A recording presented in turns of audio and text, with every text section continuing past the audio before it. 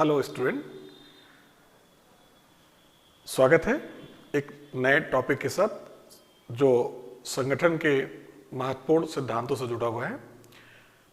That is supervision, पर्यवेक्षण। As usual synapses आपके सामने है।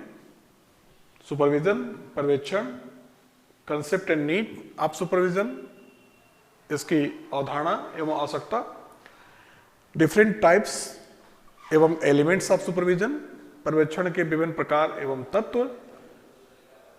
इतना इंपॉर्टेंस है पर्यवेक्षण, तो कैसे उसकी प्राप्ति हो, उसकी तकनीकी, what is technique to achieve supervision, पर्यवेक्षण की प्राप्ति की तकनीक। कई बार पूछा गया है किसी स्टेट लेवल एग्जामिनेशन में कि क्या मात्र नियंत्रण या पर्यवेक्षण से संगठन की उत्पादकता में वृद्धि होती है। मतलब जो भी संगठन है वह उसका जो लक्ष्य है, कार्यक्रम, नीतियां हैं, क्या केवल पर्यवेक्षण मात्र से ही या नियंत्रण मात्र से ही उसमें वृद्धि होगी। इसकी भी चर्चा हम लोग कर लेंगे केस स्टडी के रूप में और कंक्लूड कर लेंगे। देखिए, ये पर्यवेक्षण जो वर्ड है, यह दो वर्ड है। सुपर मतलब होता सर्वोच्च, सर्वश्रेष्ठ। विजन मतलब होता दृष्टि। स्वाभाविक है कि यह सांगठनिक पदसोपानिक प्रक्रिया में वरिष्ठ अधिकारी और अधीनस्थ के बीच संबंधों को निर्धारित करता है। सुपरविजन मतलब, मैं इसको डिफाइन करने जा रहा हूं, आवश्यकता बता रहा हूं, दोनों एक साथ।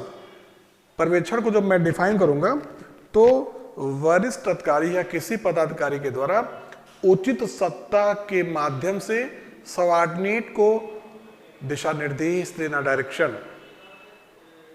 सुपरिटेंडेंट अधीक्षण,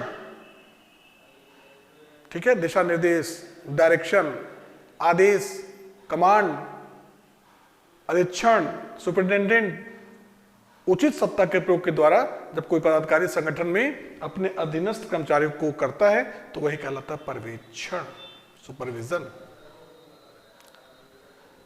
संगठन में जनरली इसे नकारात्मक रूप से यूज किया जाता है। अच्छा, इसका आवश्यकता क्यों पड़ती है?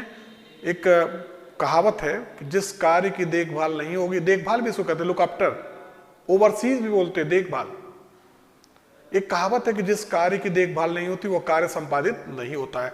इसलिए पर्यवेक्षण को पदसोपान का एक आवश्यक घटक माना गया है। मतलब अगर हायरार्कियल चेन होगा तो हायरार्कियल चेन में पदसोपान में वरिष्ठ और अधीनस्थ के संबंध होंगे और प्रत्येक वरिष्ठ क्या करता है, अपने सबऑर्डिनेट के कार्यों को सुपरवाइज करेगा। एसडीएम, तहसीलदार, एस2, नायब तहसीलदार, यहाँ पे रेवेन्यू इंस्पेक्टर और ये आपका लेखपाल।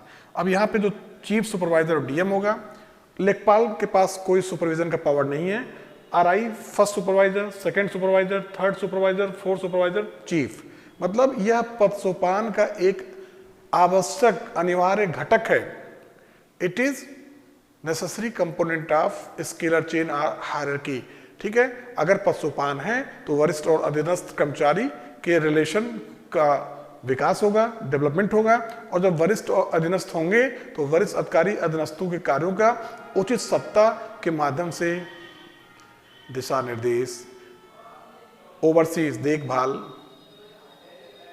अधीक्षण, सुपरिटेंडेंट, ठीक है, आदेश, कमांड, ये सारे कार्य किसके थ्रू होता है? जिसके थ्रू होता है उसे हम कहते हैं सुपरविजन, पर्यवेक्षण। ठीक है, अब देखिए पर्यवेक्षण को और मैं इसको और क्लियर कर दूं कि पर्यवेक्षण संगठन में एक प्रक्रिया है। इट इज ए प्रोसेस जिसमें अधीनस्थ कर्मचारी को अपने, शब्दों को सुनिएगा, बहुत एंजॉय करेंगे आप। पर्यवेक्षण एक प्रक्रिया जिसके अंतर्गत अधीनस्थ कर्मचारी को अपने योग्यता, कार्य कुशलता, ज्ञान आदि में किसी अन्य अधिकारी की सहायता प्राप्त होती है। एसडीएम को डीएम से मिलेगी, इसको इससे मिलेगी। और सिर्फ सहायता ही नहीं प्राप्त होती है बल्कि जो वरिष्ठ अधिकारी है, कार्य के दौरान यदि कोई समस्या उत्पन्न होती है तो वह पर्यवेक्षण कर, नकारात्मक नहीं है, सकारात्मक है, दंड देना नहीं है। पर्यवेक्षण और निरीक्षण में अंतर होता है, मैं बताऊंगा जब टेक्निक बताऊंगा। ठीक है, पर्यवेक्षक का एक कर्तव्य है, यह एक कार्य है कि वह अपने अधीनस्थ को उसकी जो कमियां हैं उसको दूर करे और उसके व्यक्तित्व का विकास करे। तो निश्चित ही पर्यवेक्षण एक व्यापक अवधारणा है और अगर संगठन को प्रभावशाली तरीके से चलाना है, उसके उद्देश्यों, नीतियों और कार्यक्रमों को प्रभावशाली तरीके से प्राप्त करना है, तो संगठन में पर्यवेक्षण आवश्यक है। That's all. इसका इतना महत्व है, नहीं कहते पर्यवेक्षक आ गए, देखने आ गए, जांच करने आ गए, सुपरवाइजर शब्द है, सुपरविजन। अगर इसका इतना अधिक इंपॉर्टेंस है तो आइए हम इसके डिफरेंट कंपोनेंट या एलिमेंट को देखें। तत्व कि पर्यवेक्षण के लिए क्या क्या चीजें जरूरी हैं और इसके टाइप्स क्या, प्रकार क्या हैं। तो पर्यवेक्षण के लिए जो सबसे इंपॉर्टेंट चीज होता है कि जो पर्यवेक्षक है वह योग्य कर्मचारियों का चयन करे संगठन में। भाई उसके सामने क्या होगा कि सबसे जो इफिशियंट जो या जो मेरिटोरियस है, योग्य कर्मचारी है, दक्ष है, उसका चुनाव करना, यह पर्यवेक्षण के पहला तत्व है। उस कर्मचारी को क्या करना है, what is the job profile, job nature, उसके बारे में ज्ञान प्रदान करना, सिखाना, लर्निंग है। पर्यवेक्षक का कार्य बहुत ही महत्वपूर्ण है। तीसरा, कार्यों के दौरान देखभाल करना, सुझाव प्रस्तुत करना। चौथा, यदि अधीनस्थ के द्वारा कोई त्रुटि होता है तो उस त्रुटि के संबंध में अपना एक क्या करना, सुझाव देना। पांचवा, गलती भी खोजना। थोड़ा बहुत इसका नेगेटिव एस्पेक्ट भी है, सुझाव के बाद भी अगर गलती हो रही तो उस कर्मचारी को अन्य कार्यों में ट्रांसफर करके दूसरे कर्मचारियों को लगाना। यह एक पर्यवेक्षण के विभिन्न तत्व हैं। तो निश्चित ही पर्यवेक्षण बहुत ही महत्वपूर्ण क्या है, सिद्धांत है जो संगठन के उद्देश्यों की प्राप्ति के लिए आवश्यक है। हम टाइप्स की बात करें, प्रकार, तो दो प्रकार के सुपरविजन होते हैं। पहला लाइन सुपरवाइजर, मैं आपको आगे पढ़ाऊंगा, लाइन एंड स्टाफ, और दूसरा स्टाफ या फंक्शनल सुपरवाइजर। अभी मैंने बताया कि पदसोपानी क्रम में प्रत्येक वरिष्ठ अधिकारी या सबऑर्डिनेट के कार्यों का उचित सत्ता के प्रयोग के सहायता से अधीक्षण, नियंत्रण, निर्देशन, पर्यवेक्षण, ये सूत्र है। मैं आपको सूत्र का या लाइन का कंसेप्ट बताऊंगा कि line agency are those agency which is the part of hierarchical system. सूत्र अभिकरण वे अभिकरण होते हैं जो पदसोपानी जो श्रृंखला उसके भाग होते हैं और एक दूसरे के ऊपर सत्ता का प्रयोग करते हैं। तो सूत्र पर्यवेक्षक कौन होगा? पहला जो प्रकार है जो सत्ता के माध्यम से अधीनस्थों के कार्यों की देखभाल करे, जांच करे। स्टाफ या फंक्शनल सुपरवाइजर कौन होगा? जो विशिष्ट तकनीकी सूचना आदि के माध्यम से अधीनस्थों के कार्यों की देखभाल करे। जैसे जितने तकनीकी संगठन हैं उन्हें हम स्टाफ की श्रेणी में रखते हैं, सूत्र और स्टाफ में, और इसको हम डिटेल बताएंगे। दूसरा जो हमने डिफाइन किया है हिंदी मीडियम, मौलिक पर्यवेक्षक और तकनीकी पर्यवेक्षक। इंग्लिश मीडियम सस्टेंटिव, कहाँ बताया था, कोऑर्डिनेशन में बताया था, देखिएगा जाके। और टेक्निकल, वहां मैंने बहुत क्लियर किया था कोऑर्डिनेशन में, यहाँ साइमन ने बताया था, यहाँ पे मिलेट बता रहे हैं। मौलिक पर्यवेक्षक क्या होता है? मौलिक पर्यवेक्षण जब किसी कार्य के मूल विषय वस्तु की हम जांच करते हैं, और तकनीकी जब उस कार्य के तकनीकी पहलू की हम जांच करें, है ना।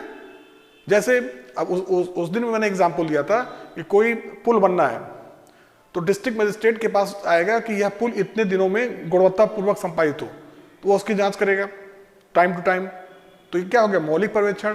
लेकिन उस पुल बनाने वाली जो कंपनी का चीफ इंजीनियर या चीफ एग्जीक्यूटिव होगा, वह अपने अधीनस्थों के कार्यों में देखेगा कि पुल में जो सरिया लगाया गया, सीमेंट है, जो उसका रेशियो शासन ने निर्धारित किया है, उसको फॉलोअप किया जा रहा है कि नहीं। तो ये हो गया तकनीकी पर्यवेक्षण। तो मिलेट के अनुसार there are two type of supervision, line and staff या फंक्शनल सुपरवाइजर और सुपरविजन, सूत्र या स्टाफ पर्यवेक्षक या पर्यवेक्षण, और दूसरा मौलिक और तकनीकी पर्यवेक्षण या सस्टेंटिव एंड टेक्निकल सुपरवाइजर और सुपरविजन। आपने पहले सुना कि अगर किसी कार्य की देखभाल नहीं होगी तो वह कार्य संपादित नहीं होगा। तो कैसे किया जाए? How to achieve supervision? तो देखिए यहां पर मिलेट ने फिर 6 तकनीकी बताई है और मैंने एक कोड बना दिया। कोडिंग से आपको कई टॉपिक, मैं थिंकर्स में कई कोड बताऊंगा, आपको कई चीजें क्लियर हो जाएंगी। PS square reserve bank of India, ये 6 तकनीकी। अब इसको मैंने डिटेल बता दिया। पहले P से है प्रायर अप्रूवल ऑफ प्रोजेक्ट, परियोजनाओं का पूर्वानुमोदन हिंदी माध्यम। दूसरे S से है सर्विस स्टैंडर्ड, सेवा स्तर का निर्धारण। नेक्स्ट जो S है इसका अर्थ है स्टाफिंग, ये भी एक सुपरविजन का तरीका है, तकनीक है। रिपोर्टिंग तो बहुत ही पॉपुलर है, बजट सबसे पॉपुलर है। और अभी मैंने आपको बताया था पर्यवेक्षण और निरीक्षण, ये सिनामस नहीं है, पर्यायवाची नहीं है, अंतर है। वो भी मैंने बताया था ना, पर्यवेक्षक सिर्फ योग्य कर्मचारियों का चुनाव और सिर्फ उसे ट्रेनिंग नहीं देगा, अगर बार बार गलती करता है तो उसे कार्य से हटाएगा, पनिश भी करेगा। तो कहीं न कहीं इंस्पेक्शन या निरीक्षण या पर्यवेक्षण का भाग है। आइए देखते हैं कि ये जो 6 तकनीकी हैं जिसे मिलेट ने बताया पर्यवेक्षण की तकनीक के रूप में, ये क्या है एक्चुअली। पहली तकनीक बताया मैंने मिलेट ने कि परियोजनाओं का पूर्वानुमोदन। इसको मैं गवर्नमेंट ऑफ इंडिया के स्तर पर मैं समझा दूं। भारत सरकार के स्तर पर केंद्रीय सचिवालय ये नीतियां बनाता है। सेकंड पेपर में पढ़ाऊंगा, केंद्रीय सचिवालय को भारत सरकार का मस्तिष्क कहता है, ब्रेन, सोचने काम करता है, नीतियां पॉलिसी बनाता है। तो जब पॉलिसी बनेगा तो पॉलिसी का जो कई पार्ट में उसको क्षेत्रीय प्रशासन में एग्जीक्यूट करना होता है, तो वहां से शीर्ष स्तर पे जो प्रशासनिक अधिकारी हैं वह प्रोजेक्ट बनाते हैं। ये प्रोजेक्ट लीजिए, आपको मैंने प्रायर अप्रूवल दे दिया, पूर्व स्वीकृति, इसको आप एग्जीक्यूट करके आप भेजिए, मैं जांच करूंगा। तो ये भी एक पर्यवेक्षण की तकनीकी हो गई कि छोटे छोटे प्रोजेक्ट को अप्रूवल देना, स्वीकृति देना। जब वो प्रोजेक्ट पूरा होता है तो वरिष्ठ अधिकारी द्वारा उसकी जांच करते हुए, जांच मतलब पर्यवेक्षण हो गया ना तकनीकी।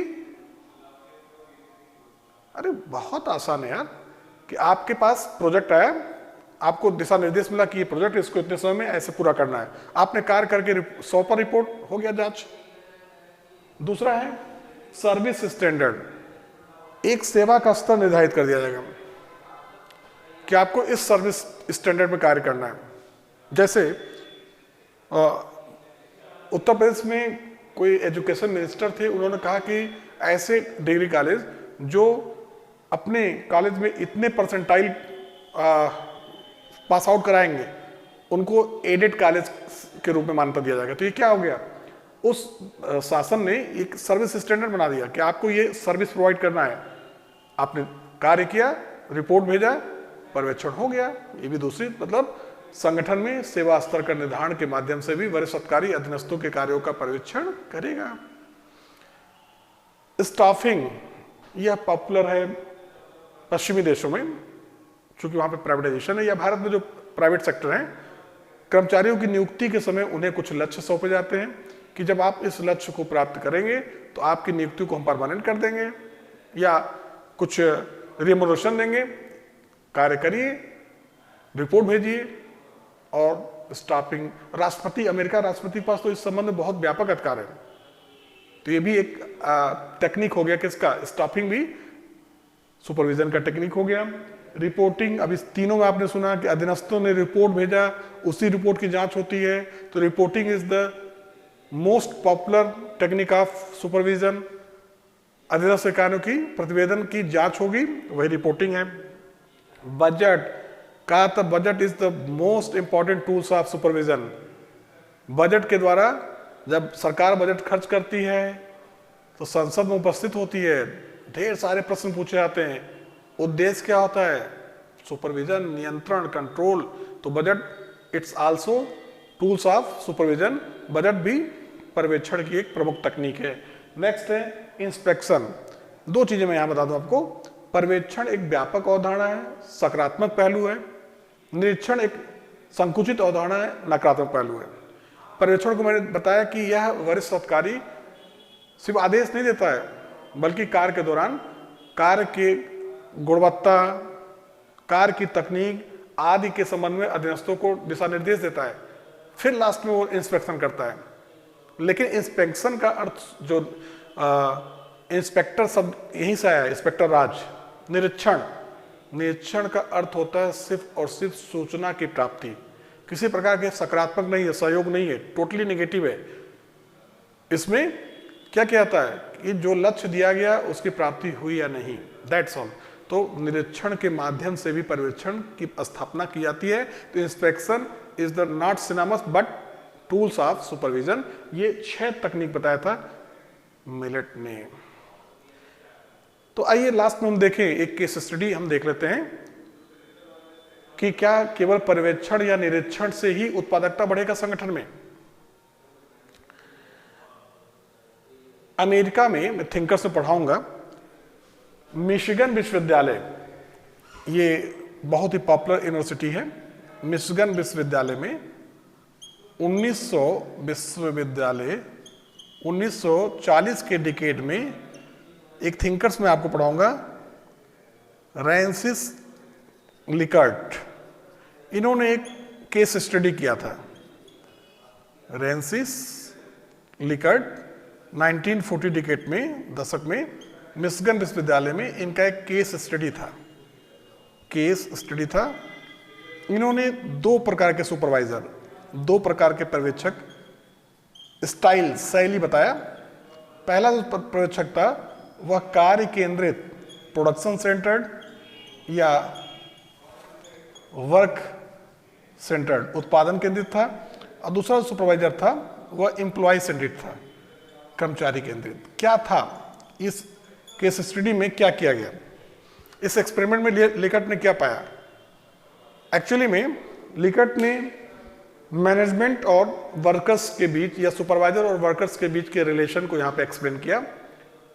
बताया कि जो वर्क सेंटर्ड सुपरवाइजर है या प्रोडक्शन सेंटर्ड है, जो कार्य केंद्रित या उत्पादन केंद्रित है, वह अधीनस्थों पे कठोर नियंत्रण,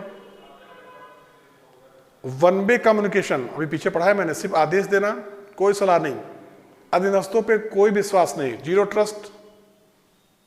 मतलब यहां पे आप समझ सकते हो कौन सी शैली, कौन से स्टाइल था ये, रिवार्ड एंड पनिशमेंट, दंड और पुरस्कार या पुरस्कार और दंड शैली का प्रयोग करता था कार्य कराने के लिए।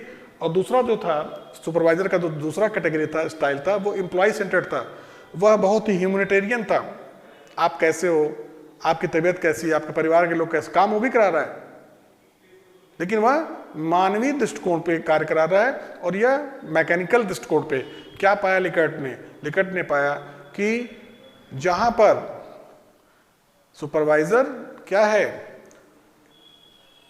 प्रोडक्शन या वर्क सेंटर्ड है, वहां उत्पादकता कम थी, और जहां पर सुपरवाइजर एम्प्लॉय सेंटर्ड था, कर्मचारी केंद्रित था, वहां उत्पादकता बढ़ जाएगी।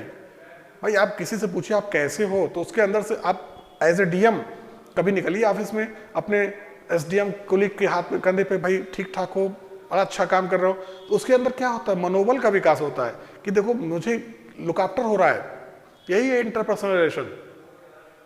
तो लिकर्ट ने ही पाया कि जहां पर कठोर नियंत्रण था, वहां उत्पादकता कम थी। सब ठीक, हम 10 से 4 काम करेंगे, इससे अधिक नहीं काम करेंगे हम। और जहां पे ह्यूमन रिलेशन था, मानवीय, वहां पर उत्पादकता बढ़ गई। इस केस स्टडी या एक्सपेरिमेंट से कंक्लूड किया गया, मात्र नियंत्रण या पर्यवेक्षण से उत्पादकता में वृद्धि नहीं होती है, बल्कि उत्पादकता में वृद्धि के लिए संगठन में मानवीय संबंधों का भी पाया जाना आवश्यक है। तो आप देख सकते हैं कि इस एग्जाम्पल के द्वारा, केस स्टडी के द्वारा मैंने कई चीजें क्लियर कर दिया कि पूरा सुपरविजन क्या है, आपको काफी डिटेल मैंने बता दिया। अब नेक्स्ट जो लेक्चर होगा, जिसमें हम अथॉरिटी और रिस्पॉन्सिबिलिटी, सत्ता और उत्तरदायित्व से जुड़े विभिन्न मुद्दों की चर्चा करेंगे। मिलते हैं एक छोटे से ब्रेक के बाद। Thank you so much.